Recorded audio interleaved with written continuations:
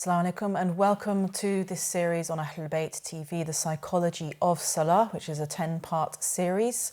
Inshallah, it will be loaded up online so that you can access it online. And in this series, we are looking at the different components of the Salah from a psychological perspective so that we can understand our prayer more deeply. So it isn't just a mechanical action that we do every day to fulfill a duty in Islam, but that actually we nourish our hearts, we nourish our souls, we understand what is going on in our minds as well. So we will take you through the different components of the prayer. So do keep watching. And again, my guest is Brother Ghulam Abbas Laka, who is going to take us through, inshallah, Niyyah and Takbir and other aspects, inshallah, in these coming programs. Assalamu alaikum. Thank you. Thank you for your kind invitation. Bismillahir Rahmanir Rahim. I begin in the name of Allah, the most compassionate, the most merciful. Alhamdulillah, by the grace of Allah subhanahu wa ta'ala, we have had the opportunity to think about what are the practical benefits that we may gain from Salah. So this is not about trying to increase the amount of things we have to do, but this is about getting more value, more benefit from what we are already doing with our Salah. So it's really the practical psychology of Salah that is our interest in this series. And to briefly recap, our discussion thus far has been all about the preparatory stages of Salah. So that connection that we may seek with Allah subhanahu wa ta'ala can be established way before the formal prayer even begins. So we looked at the opportunities for connecting through wudu and also self-reflecting on different aspects of our thinking and our behaviors as we go through the process of the ablution of the wudu, and then the qibla and the different forms of orientation externally and internally. And then thirdly, the role of adhan and iqamah as knocking on that sacred door and becoming clear about the hope that is available of that falah, that harvesting of the success that is on offer for the individual to participate in. It's like you're being invited to a sacred banquet and there are many nourishing foods available to you to satiate different aspects of our hunger as human beings. Salah has many dimensions and each of them address specific aspects of what we may need. Our discussion today takes us up to the beginning now of the obligatory parts of Salah. So beginning with Niyyah, so our intention, and then secondly, Takbiratul Ihram, the first Allahu Akbar that begins the Salah. But let's begin at the beginning, which is our intention. Yeah. And when we look at the psychology of motivation and the clear correlations between motivation and achievement, not just in terms of our external lives and our careers, but also in terms of our psychology. So for instance, when we look at outcomes of people in psychotherapy, for conditions as anxiety, depression, etc., those who are motivated to actually implement the recommendations. So for example, with mindfulness interventions, with mindfulness treatment, those who are motivated to actually do the meditations several times a week, at least 3 times a week, find that they get better outcomes. And particularly with regard to relapse into depression. When we start thinking about other situations, such as in our everyday life, the greater motivation we have for something and the more clear we are about why we're doing something, the more likely we are to be successful. Right. Therefore, that might seem obvious, but it's remarkable how little we do it in our day-to-day lives. Theoretically, we know it, but practically we don't do it as much as we can, all too often. Which is why, for example, in psychology, when you're going through, let's say, a cognitive behavior therapy program, you would begin with goal setting. So what are the goals that you want to achieve with your therapist? And we do that in our own spiritual practice as well. Niyyah, which is essentially our goal setting, and the Niyyah for Salah being qurbatan min Allah, to achieve proximity to Allah subhanahu wa ta'ala. But the how of it is important, because niyyah gets us to focus our attention like a laser beam, and not have it broad like a searchlight, sort of the energy dissipated over a broad area, but really bringing it down to something very clear. And if we can focus our niyyah like a laser beam, then, you can do great things with lasers. You can heal, you can cure, you can cut out, harmful things in our bodies, and you can remedy, but you can also carve a path for where you want to go. That's really the power of niyyah. And this is why we have a well-supported narration, a hadith of the Prophet Muhammad, peace be upon him, and his holy progeny, when he says, إِنَّمَا الْأَعْمَالُ بِالنِّيَّاتِ وَلِكُلِّ امْرِئٍ مَا نَوَى, that surely every action, all actions are contingent upon, are dependent upon their intention. Upon intention as a clear action. So this action is what determines the quality and the validity of all subsequent actions that are based upon it. And everyone will gain according to their intention.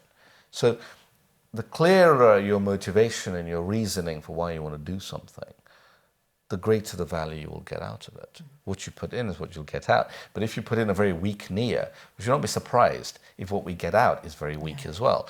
So for instance, if we go back to the example of a very busy person who only has 10 minutes for their midday prayer, and they have to do many other things during their limited lunch break, then one of the ways in which we can get quite a lot of value from a very quick action is niyyah.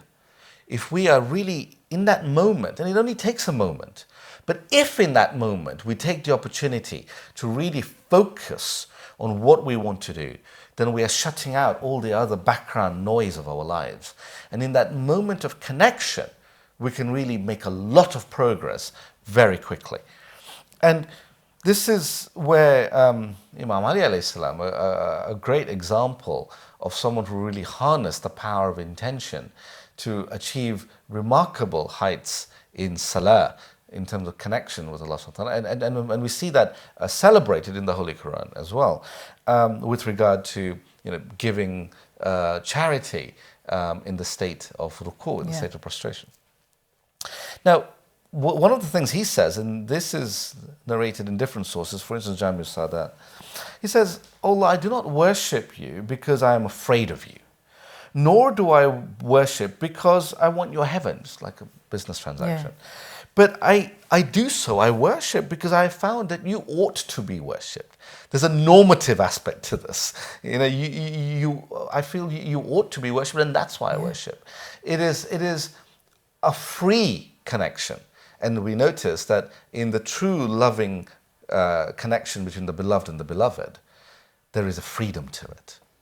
And it is this freedom to shape your intention as to why you are doing this that determines the value of what you get thereafter. And therefore, we need to think of a bit deeper about the quality of this intention. That this goal-setting process that we have, how can we strengthen it? How can we improve what is available so that we go further in the journey that we intend to take?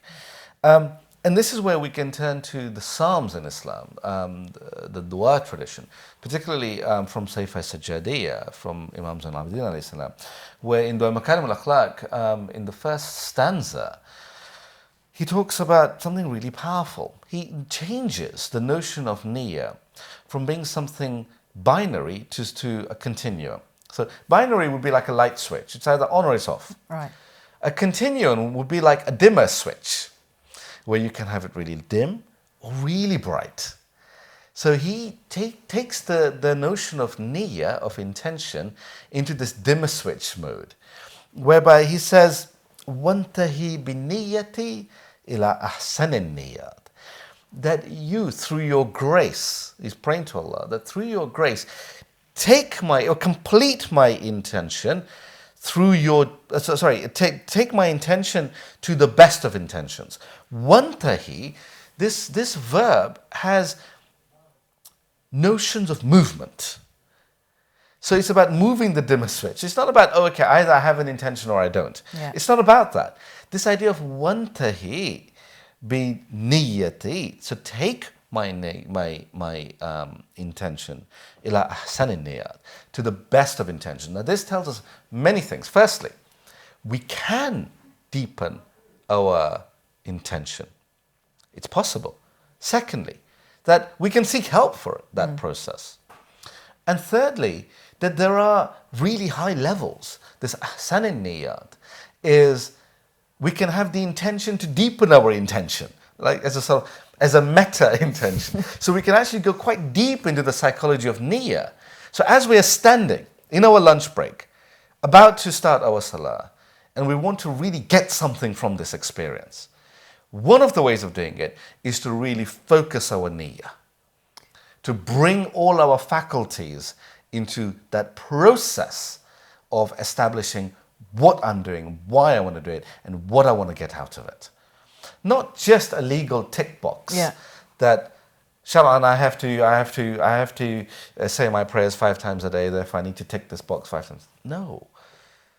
I mean, it's interesting because I've read in Nahj al-Balagha how Imam Ali alayhi salam, he talks about Yawm al-Qiyamah as the day that intentions will be weighed. So it makes me, when you were saying that, obviously the salah depends upon our intention, and we need to have the right intention, and that actually on Yawm and the intention is an action, and that on Yawm al-Qiyamah, our intentions as actions are going to be weighed, assessed.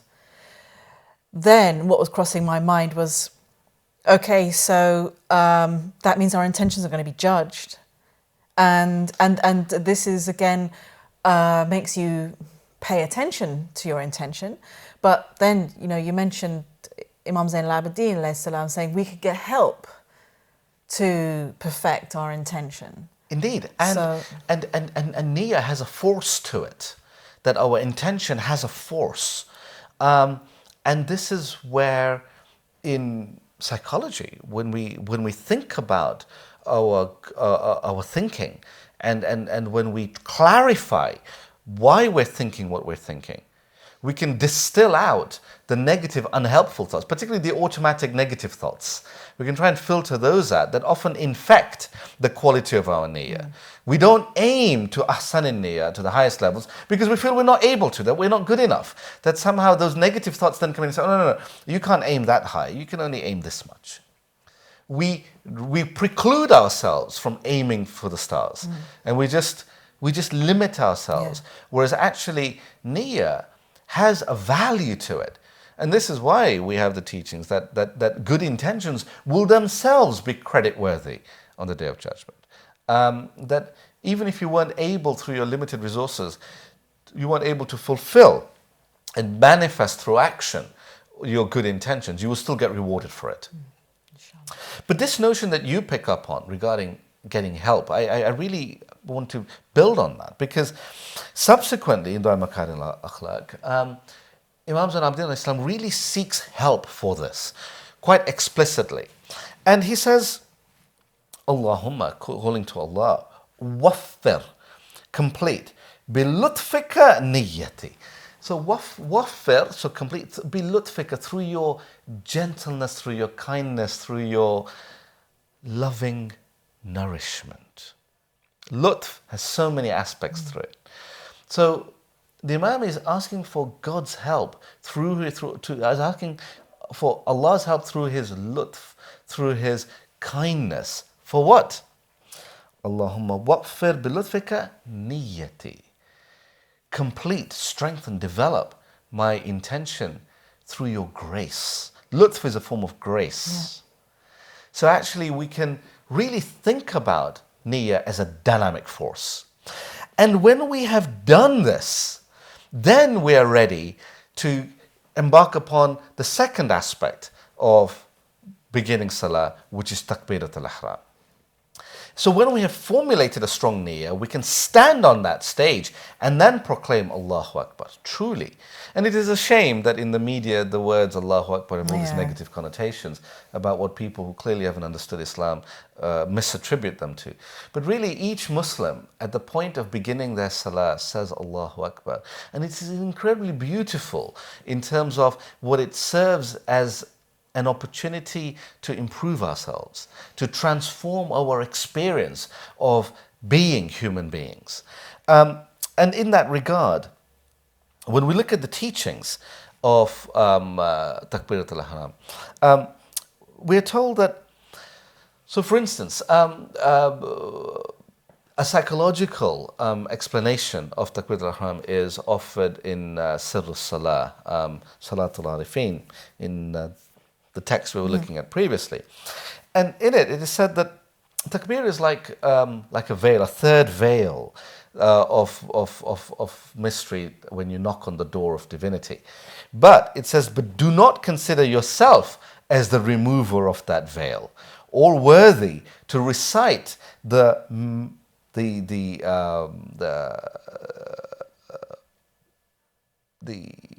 magnification of Allah.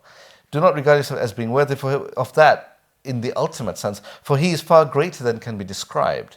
So that really, having formed the niyyah, we then actually surrender the active force. So at that point of Takbirat al-Ihram, we're now allowing a greater force, grace itself, to lead us. So that Takbirat al-Ihram, as that veil of separation is lifted, we are not the ones doing the lifting, but the door is opened for us when we knock. We're not pushing the door open.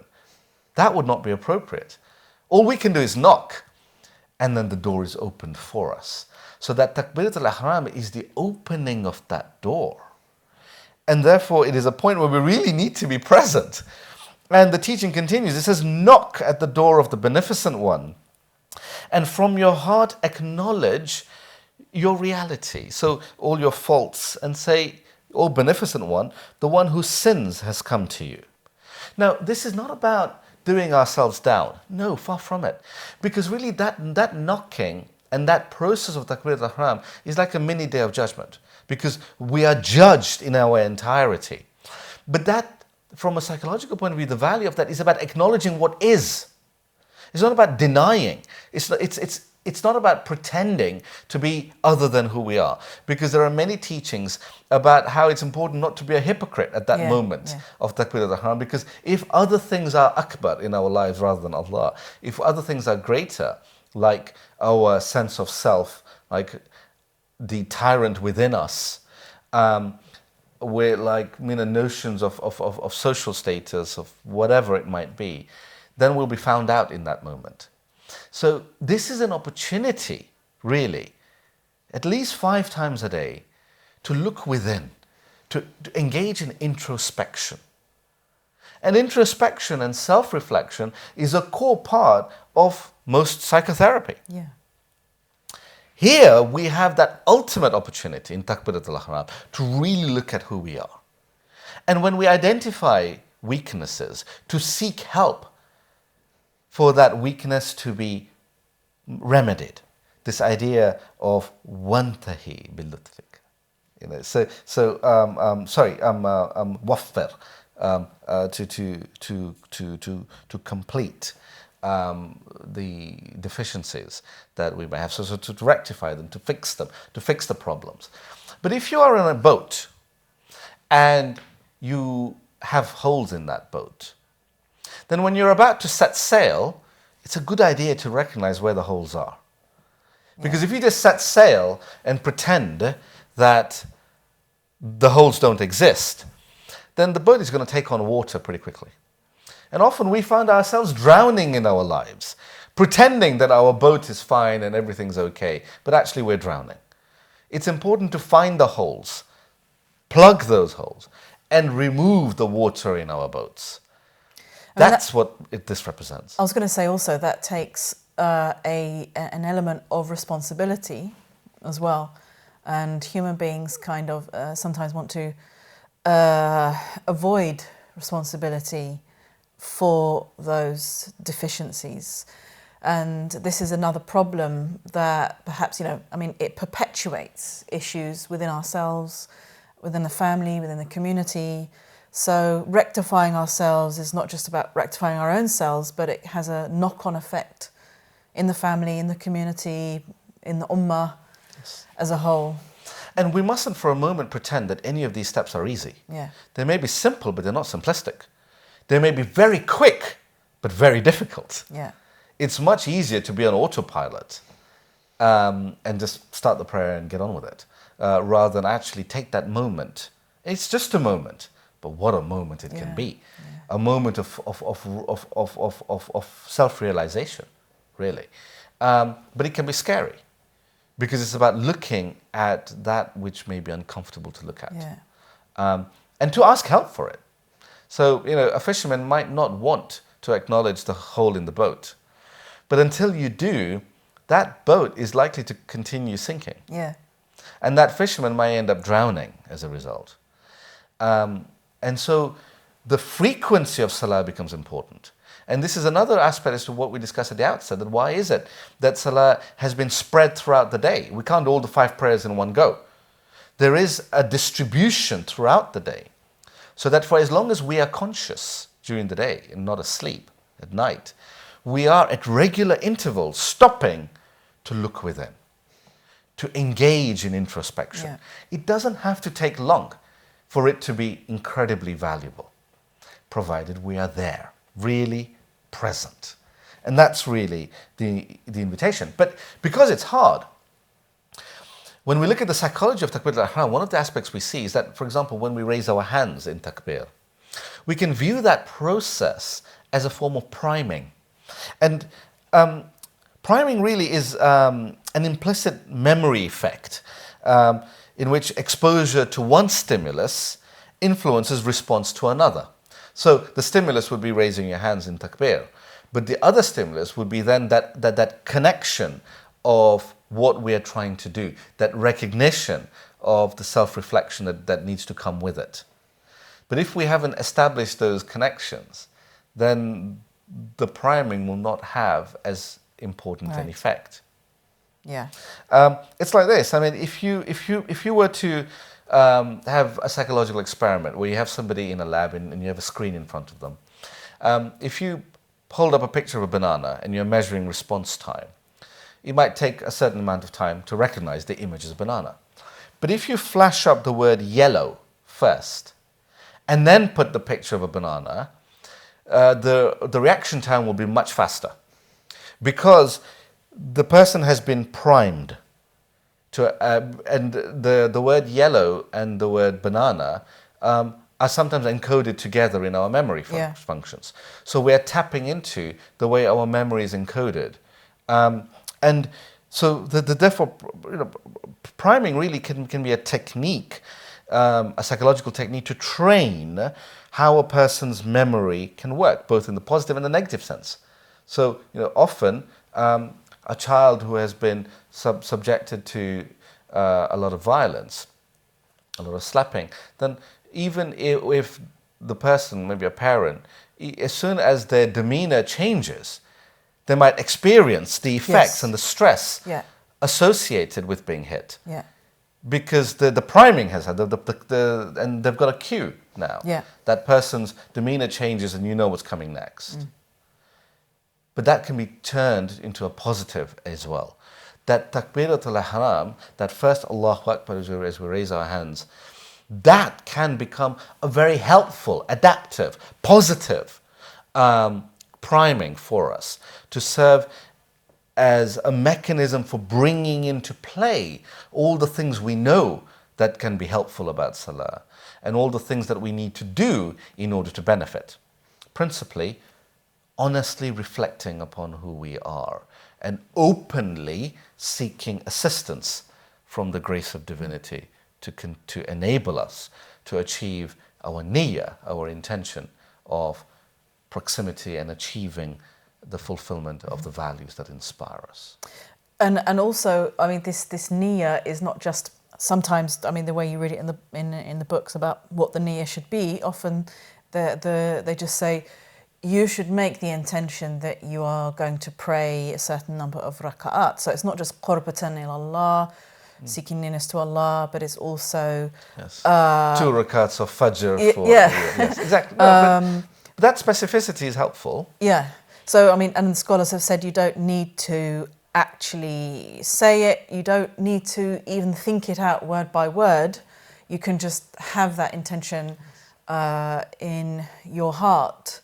But yeah, I mean, and I think also this idea of, I mean, that's the technical thing, which means that your niyyah can end up becoming technical. Like, okay, my intention is to pray this number of raka'at, and then the qurbatan ilallah becomes a kind of a afterthought. So I'm going to pray qurbatan ilallah, and then you're starting your salah. But yes, I mean, to think about what am I seeking when I say qurbatan ilallah? What is that experience of being near to Allah? What does that mean in my life? And does it mean being away from something else? Away from our ego and all the constant worries and pressures that we're under. Yeah. There is an active movement here. Yeah. And I think, I mean, the other day actually I was actually reflecting on that qurbatan ilallah. Well, what am I seeking when I say that? Because it's not just I feel it's not just a kind of a statement. Right, I'm doing this salah with the intention of getting nearness to Allah. The salah will sort that out for me. You know, it's the salah is going to bring me close to Allah. I haven't really got a clear idea of what that means, but anyway, that's what the salah is going to do. And the other day I thought to myself, but actually qurbatan ilallah is is linked to a seeking of the heart. So actually I should be seeking that nearness to Allah when I'm going into the prayer. I'm not just making a statement that my prayer is going to bring me close to Allah, but rather that nearness comes from me, from desiring that nearness. It's really interesting the way you phrase that, because it reminds me of what some of the texts talk about, whereby particularly some of the mystical texts on Salah, when they say that when you knock on the door during Takbir al-Ihram, open your heart so that you may be able to perceive the response of enter. So that you may be able to feel that connection, that when you've knocked, that you hear the call enter into that. So you are seeking. Yeah. But in that quest, there is a movement. And if we were to technically think about niyyah, I think it would be different to looking at it just ritually. I think I would characterize what you were saying as being ritual, because when we think about it technically, there really is a profound psychology to it that makes it an exercise in presence. But when we do it ritually, we may just go through the legal things that I need to say this, that, and the other. Okay, that's one level of it. But technically, that's not what it's about. Yeah. Technically, what the niyyah is about and the Takbir al-Ihram are about are knocking on the door appropriately, so that we may be ready in a state that's ready to perceive the call of enter and to have that connection. Now, coming back to how this could help us with our mental health, practices in mindfulness, which is what this is one form of it, have been shown to be helpful. Now, of course, the research doesn't look at Islamic Salah as a practice, but when we look at many of the mental states of Salah, particularly the notion of deliberate awareness of our thoughts and consciously remaining diligent about one aspect of our recitation, the dhikr, and gently escorting any deviant, our mind when it goes off on different thoughts. In some of these books, they use the analogy of a bird that jumps from branch to branch, the bird of khayal, as they call it, jumps from branch to branch. But do not be seduced by that bird, but instead gently escort your attention back to the salah. Right. And that's really what we see in mindfulness therapies as well, that when different thoughts come into your mind, you gently come back to the practice, which might be a breathing practice in mindfulness therapy. In salah, we're coming back to the recitation, whatever the dhikr might be. But that workout, think of this as going to the gym 5 times a day to exercise the muscle of mindfulness and presence and self-reflection, honest self-reflection, but not in a self-defeating way, but in a hopeful way, that having identified that there is a leak, that there is a hole in my boat and there's a leak, I can fix it. That through the power of grace, I have the ability to fix it, and it can be fixed, and my boat can be seaworthy. But I need to have that process of checking within at regular intervals. That's a good point you make about also gently bringing one's attention back, because I have read that as a method where, you know, because our thoughts can wander, as soon as you notice that your thoughts are wandering, you bring it back into, you know, the concentration on the salah. Yes. But sometimes you might think, you might do that in a self-reprimanding way, yes. like, we don't need to scold salah. ourselves. Yeah. Because remember, the salah, we begin with Bismillahir Rahmanir Rahim. And in the name of Allah, the most compassionate, the most merciful. So where is the rahmah in being harsh with ourselves?